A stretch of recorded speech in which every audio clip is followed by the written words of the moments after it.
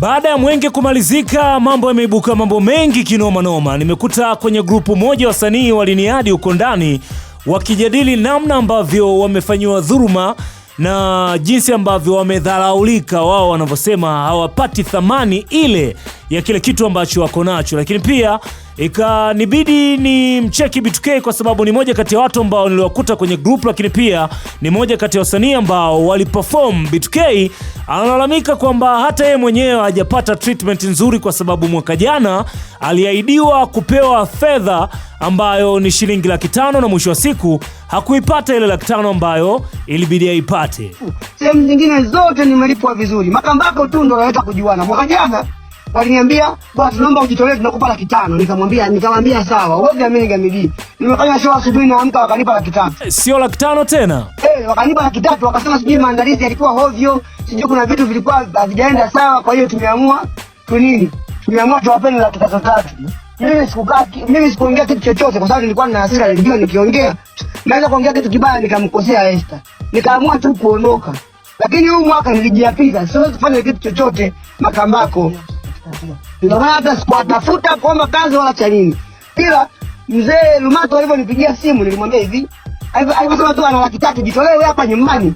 Nikamwambia mimi siwezi kujitolea. Alichonikera zaidi Lumato dhamiria alinitamkia akasema hivi, ukianza kunibishia serikali tutakupoteza kama tulivyopoteza wenzio.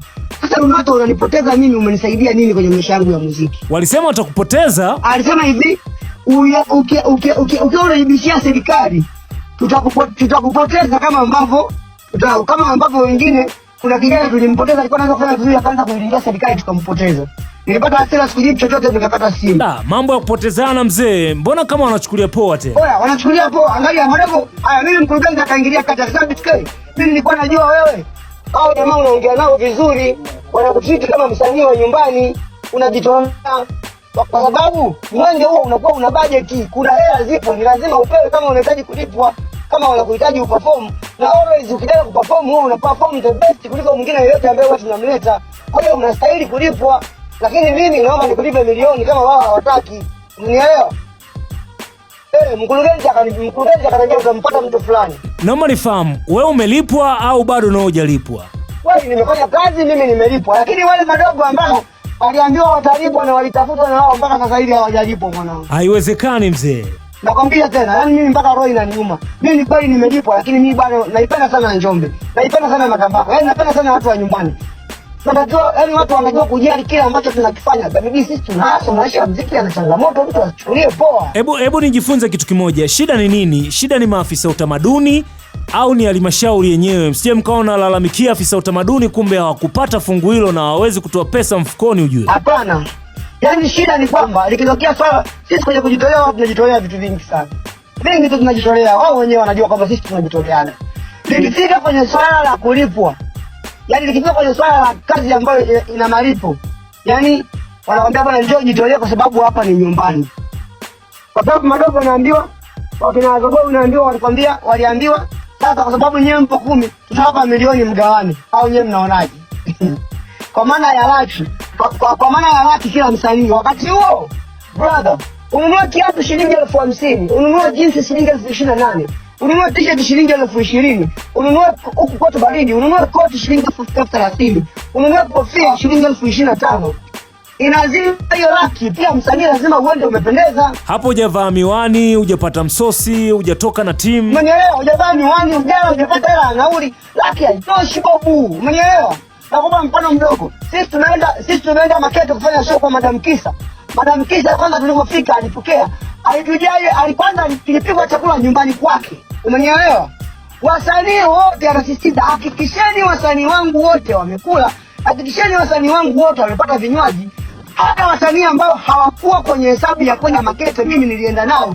Brother, aliyelipo hela ndogo alipo 300,000. Mpango. Umenielewa? Wakina Mpango sijui wakina Bukiboy, wakina Kaisari, wote hao hawakuwa kwenye nini? Hawakuwa kwenye hesabu. Mimi nilitoka nao nikaenda nao. Nilipofika pale kwanza madam alifurahi akasema, "Wow, karibuni mmekuja kunisupport." Umenielewa?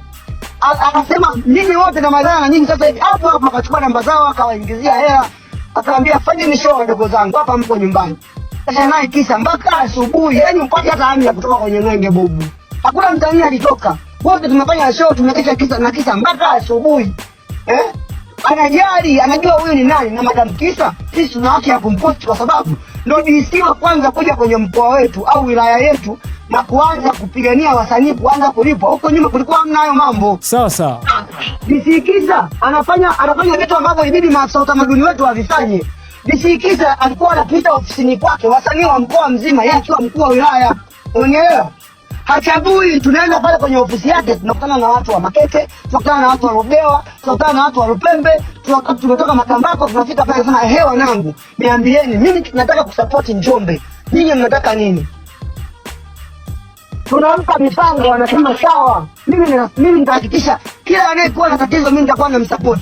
Nyinyi niambieni mnataka kufanya nini? Ukitaka kwenda kurekodi au unaweza sema mimi nakusupport. Zikitokea issue za kwenye wilaya yangu nitahakikisha nyinyi mnakuwa kipaumbele kuliko mtu mwingine yoyote. Umenielewa? Sasa kwa nini maafisa wa tamaduni ambao wao ndio wamepewa ridhaa ya kutusupport sisi, ikitokea issue ambao tunataka kupata sisi tupate tukarekodi kwenye studio nzuri, tushuti video nzuri, tufanye promotion nzuri, wanakuambia ujitolee. Kwa nini? Nini ambacho nyewe mnachokitaka hasa? Sisi tunataka watu waheshimu kama sisi ambao tunawaheshimu. Mimi Lumato ni babangu, Esther ni dadangu. Akinipigia simu yake moja tu nilikuwa natii. Umenielewa? Yeye pia alikuwa anatakiwa kutupa vipaumbele kwenye kazi kama hizi.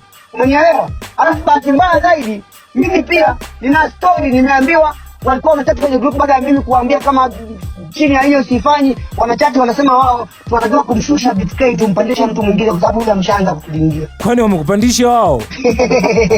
Yaani sasa hizi mzee tunagombaniana wewe, nikikumbuka nilipokutoa baba. Sasa hizi tumekuwa tunagombaniana, kila mmoja amekutoa BTK, kila mmoja amekutoa BTK. Kiasi kwamba kama unakumbuka juzi kati hapa kuna sehemu niliomba interview ili nieleze kwa ufasaha, nieleze vizuri kuhusiana na hili. Nakumbuka, yani kila kitu mimi nakumbuka, hamna ambacho sikumbuki. Kitu ambacho mimi kinakuja kunyuma ni kwa sababu unajua tumelivumilia muda mrefu sana. Tulikuwa tunakaa kimya, sio kwamba hatuwezi kuongea, tunaweza kuongea, lakini sisi tunahitaji, yani sisi walezi wetu ndio walikuwa wanatakiwa kuhakikisha sisi tunapata hela. Mwezi ya mimi Kisa alikuwa anawasha gari kutoka Njombe anakuja Makambako anasema BTK, tafuta mkopo wa karate ufanye kazi. Anakuja anataka kwa afisa mikopo anasema hivi, oya, hebu msaidie umbe wangu apate mikopo chapu afanye kazi. Baada ya kuondoka Kisa kwenda Makete, mshakutana na huyu mkuu wa wilaya mpya, ukakaa ukazungumza naye? Unajua masuala ya sanaa pia kila mmoja ana uruka zake. Mwingine anawaza labda mpira, mwingine anawaza muziki, mwingine anawaza maigizo, mwingine anawaza kutengeneza barabara na vitu kama hizo. Ushakutana na huyu mkuu wa wilaya mpya na mkakaa mkaongea naye? Mimi kwanza sijajua uruka ya DC wetu mpya. Sijajua kwa sababu mimi pia sijawahi kupata bahati au nafasi ya kupiga naye story kwa wingi, lakini sijawahi kupokea simu yake, wala sidhani kama kuna mtu ambaye kupokea simu yake ya kwamba ndio wasanii wangu mnataka tufanye nini au nini shida, tunaweza support wapi tufanye nini, unanielewa? Lakini nimewahi kupokea simu ya Chongolo akiniambia BTK, nahitaji tukae chini tuone namna ya kufanya tuwatengenezee studio ambayo wasanii wote watakuwa na rekodi ili kusudi kupush sanaa yetu, tuwaepushie gharama za kurekodi.